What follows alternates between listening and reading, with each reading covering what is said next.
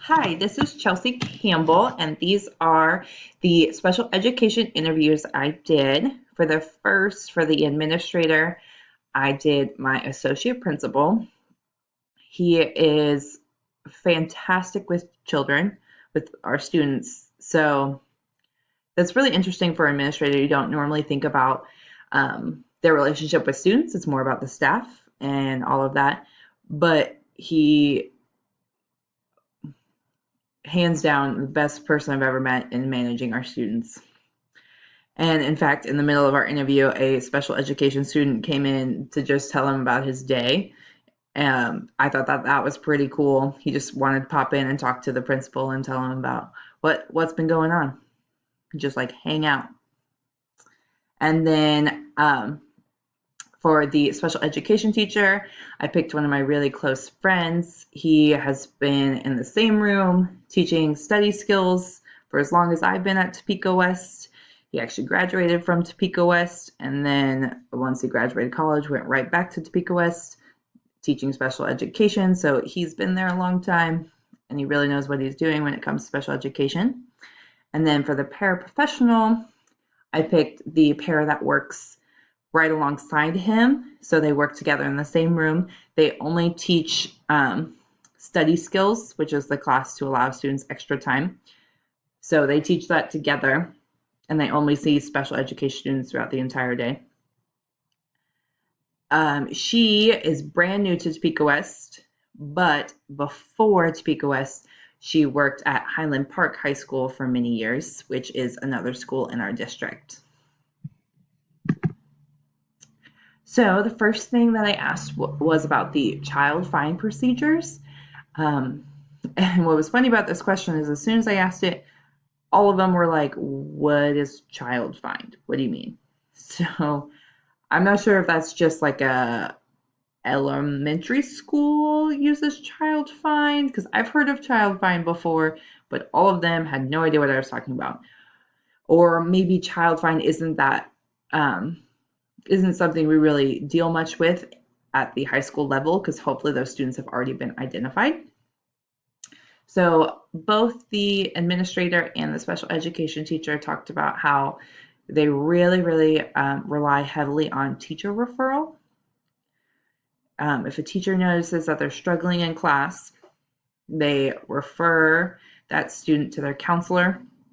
The counselor then refers them to the school psychologist who conducts the testing, and then they determine from there whether there's a need for an IEP or something else is going on. So that's pretty much the special education teacher and the administrator said the exact same thing. The paraprofessional, she said she doesn't do very much to help really identify students since she deals with only special education students all day. She doesn't actually see general ed.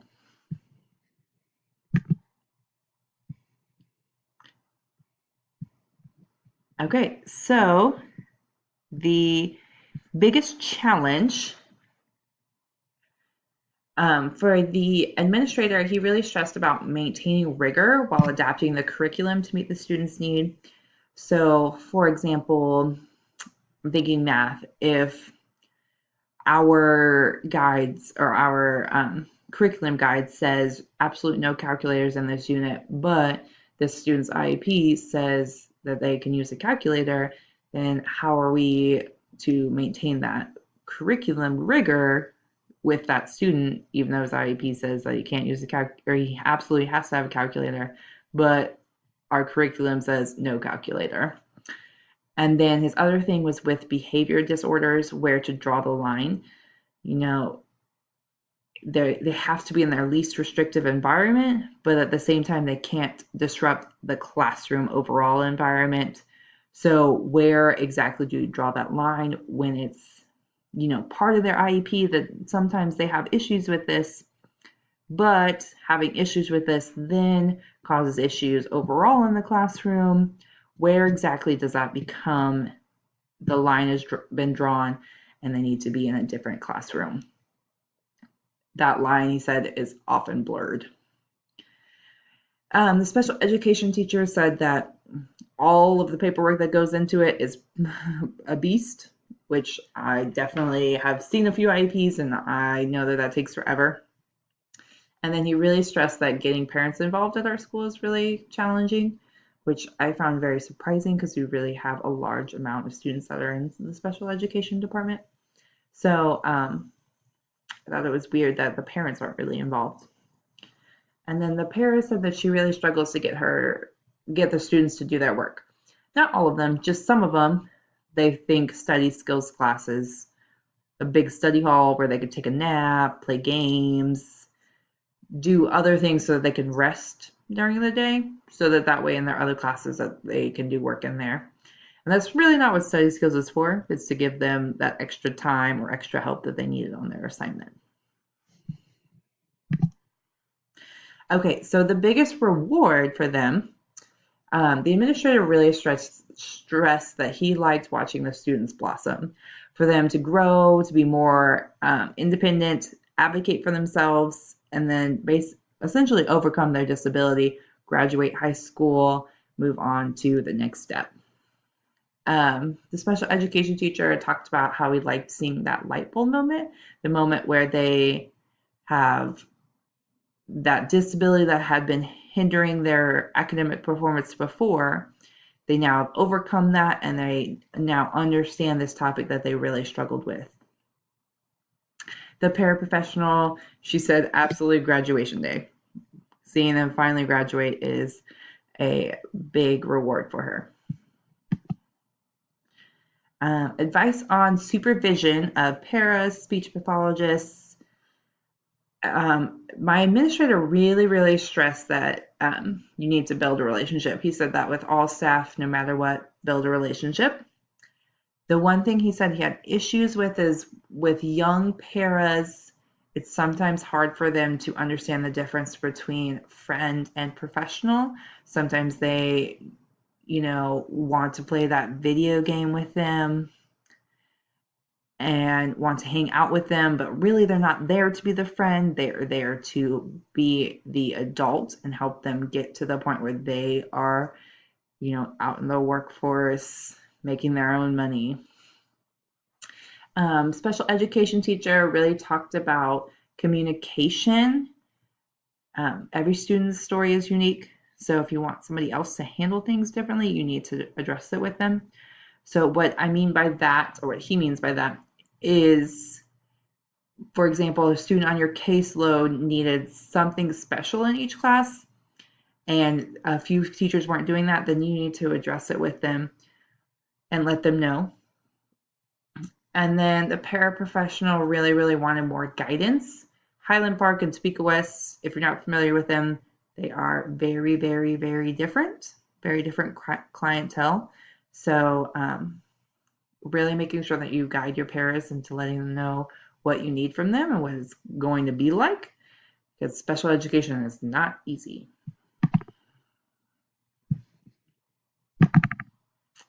Okay, parent involvement. So how do you create an effective relationship between parents?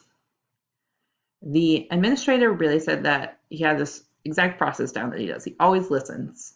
First, they come in and he asks what they want or what they need. And then after they tell him the story, he then says, okay, how do you want to address this? And he says that 9 times out of 10, the parent has no idea how they want to address this. They just wanted to vent first. And then they say, I don't know. And then he has an open discussion. The other times where the parent knows exactly what they want out of this, if it's something reasonable, then he tries to do it. If it's not, then he has to de-escalate and try and figure out a compromise. The teacher said most parents are not involved. He said the biggest thing is getting them to accept that their child needs help, that they have a disability, and to find the time to come in for those IEP meetings. As a new parent, I found that really sad. I know that it's hard to always accept that, thinking something's wrong with your child, and there's nothing wrong, they just learn differently. And that's very hard for a lot of parents to accept. So he said he does lots and lots of phone calls and emails, doing anything he can to get a hold of these parents. And he's had to cancel numerous IEPs, reschedule them, try and figure out anything he can to get these parents in.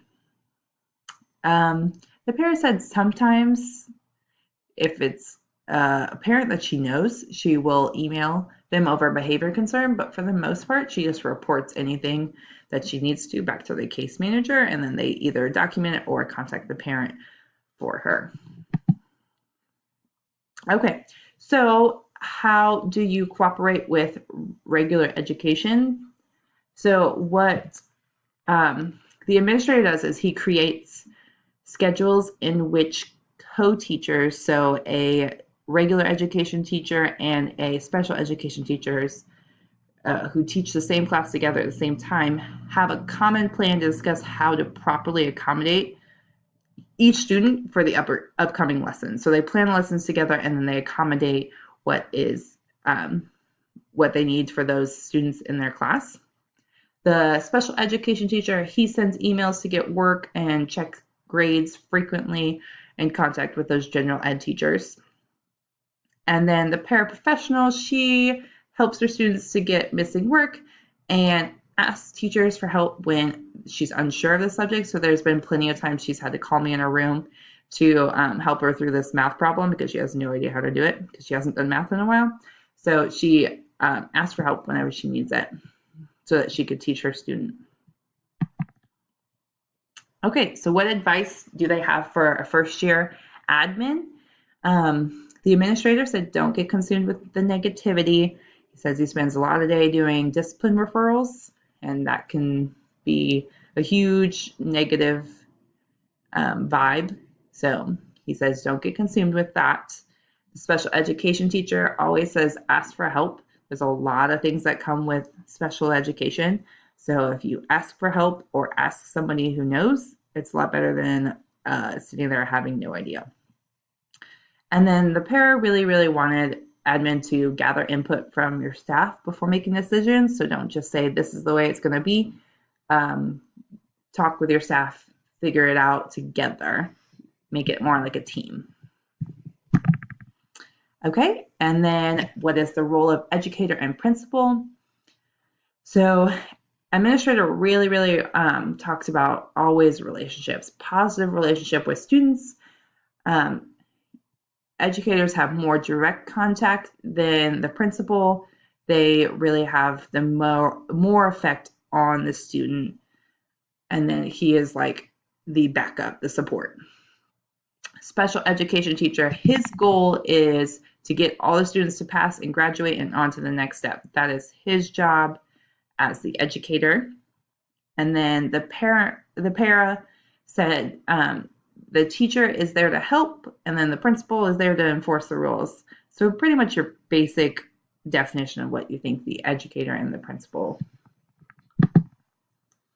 And then characteristics for administrators. The administrator really said personable. You got to be able to build a relationship. Relationship is the most important part. The special education teacher wanted support, always be supportive. And then the paraprofessional, don't try and be overbearing or controlling. Really think of your staff as a team. Okay, so my reflection for this, I found it really interesting. I do know a lot about special education from just talking with them, so their responses were something I definitely expected because we're also friends, and so I know how they feel about most of these things. There's definitely a need for a lot better communication for special education, just like all of us have been saying this whole time. We need a lot more information. The evaluation, like I said, they are exactly pretty much how I expected them to be because we are friends and we do talk about most of this stuff on a regular basis. None of the answers were super shocking to me. Other than the parents' involvement, that was shocking. And then projections for the future.